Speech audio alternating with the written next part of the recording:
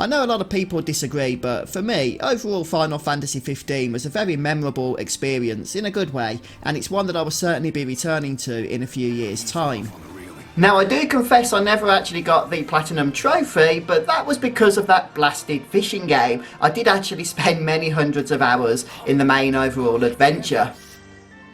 Now, despite all my time with the game, I still fully recognise that Final Fantasy 15 is very, very flawed in many ways, and the fact that it had a troubled development just shines through in so many cases. And with Square now touting that the Final Fantasy VII Remake is being planned as the next major numbered entry in the Final Fantasy franchise, we not only have to see that as a remake to the original game, but also as a successor to Final Fantasy 15. So whether Square want to appease the fans or new players of Final Fantasy VII when it comes to developing the remake, I think they're going to have to take a long hard look at some of the decisions that they made during development of Final Fantasy 15 and learn some lessons from that going forward. So I hope you good folks enjoy the video, and if you do, please don't forget to hit the like button, and if you really want to support me, then please do go ahead and subscribe to the YouTube channel, and if you really want to support me, then perhaps even consider signing up as a channel member or patron. Right, let's get started.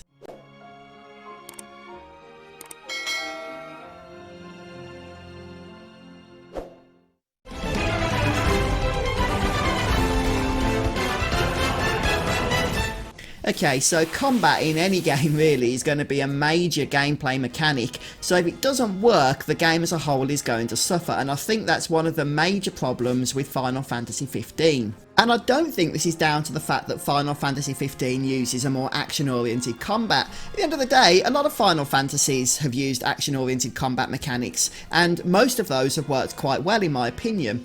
I think there's other reasons behind this, and reasons that I think Square need to take on board and learn when approaching the Final Fantasy VII Remake, which at least initially looked like it was going to be sharing some of those same action mechanics. If I had to summarise the main problem with Final Fantasy 15's combat, it just felt so sluggish. At times it was such a slog to get through the battles. First of all, the learning curve was unnecessarily complex, and don't get me wrong, I'm not against a challenge or having to learn various game mechanics, but having to learn how to lock on and it just never seeming to work for you, or you're not being able to target properly, or your warp strikes aren't accurate because you're trying to recover mana or whatever the case may be, it was just a bit of a nuisance. And on top of that, you were just inconvenienced by the camera work, which was just awful. It really was. It would often just pan around in the wrong times and the wrong places and block your view of the various happenings and stuff that you needed to see on screen. In fact, so many people have described the combat in Final Fantasy 15 as cumbersome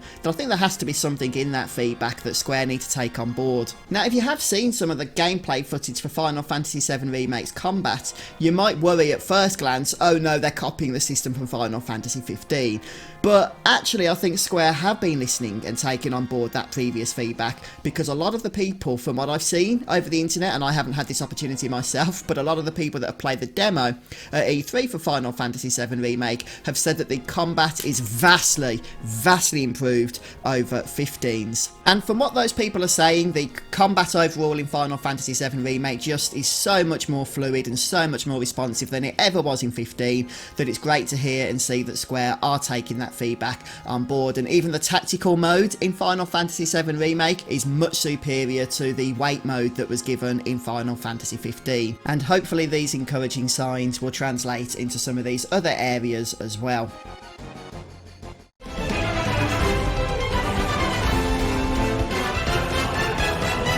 Oh man, the 90s, the decade where I could wear socks with sandals, I wasn't weary of getting cancer from cheeseburgers, I would stay up past bedtime to watch awesome game shows like the Crystal Maze, and I could actually play a AAA release like Final Fantasy VII without being driven insane by loading screens. Oh man, how times have changed. You know, one of the things that did annoy me quite frequently during Final Fantasy 15 was the constant interruption by loading screens every time I wanted to fast travel or reload a save. And it wouldn't have been so bad if they weren't so frequent and didn't drag on for so long.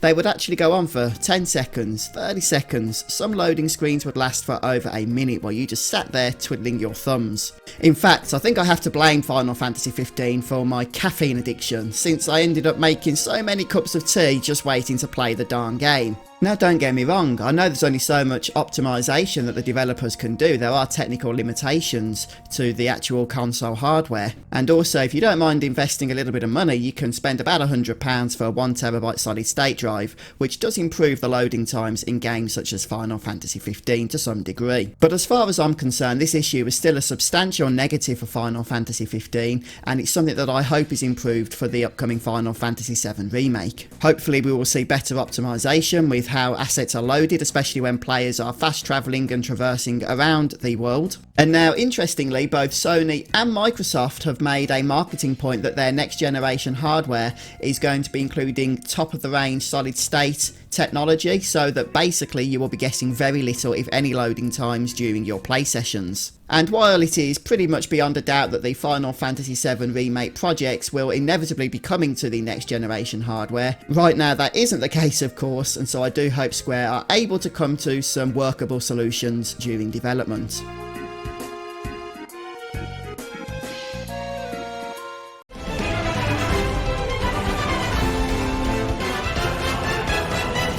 Unfortunately, despite being in development for many years, Final Fantasy 15 was released in an obviously unfinished state, and the story was a mess. It was all over the place in terms of its presentation. And while Square managed to fix a number of those issues as part of free downloads, much of it was actually fixed during the DLC. Now the problem with this is not only did players have to actually pay in order to experience the full story, but it also meant that the story wasn't part of the main narrative because you had to actually go back to the title menu in order to access it. Sure, Final Fantasy 15 is now in a much better place than it was when it was initially released, though it did take a few years to get things up to snuff. But even so, it ain't perfect, and since Square have now ceased development on Final Fantasy 15, sadly it's never going to be. Clearly the focus now has shifted to Final Fantasy 7 Remake, and so hopefully Square are going to be learning lessons so that the story isn't going to be presented in a similar way to players.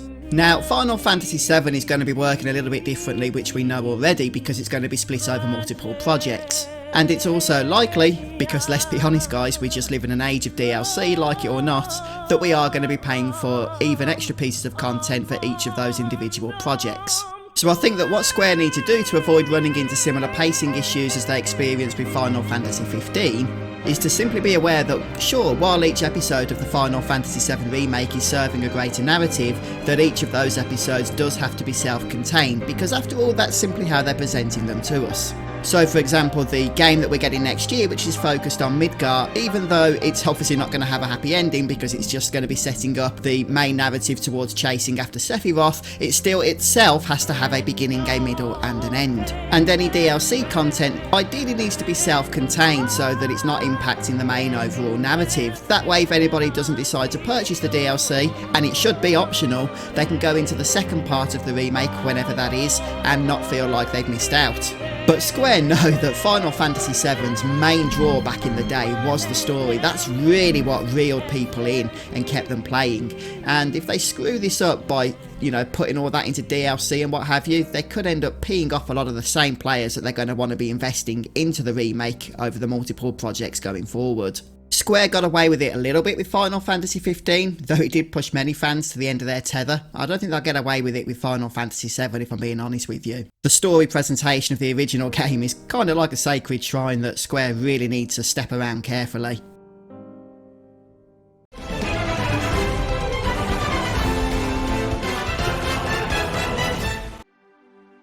Speaking of DLC, one of the things that I think frustrated a lot of players with FF15 was the fact that so much of it was cancelled after people had been hyped and were looking forward to it. Individual story expansions revolving around Noctis, Lunafreya and other characters were scrapped, and that's got me thinking and a little bit worried about the scope of the Final Fantasy VII Remake project and whether Square have taken on too much and overcommitted to the players. In fact, I can just imagine the kickback should Square decide to actually cancel the future Final Fantasy VII Remake projects.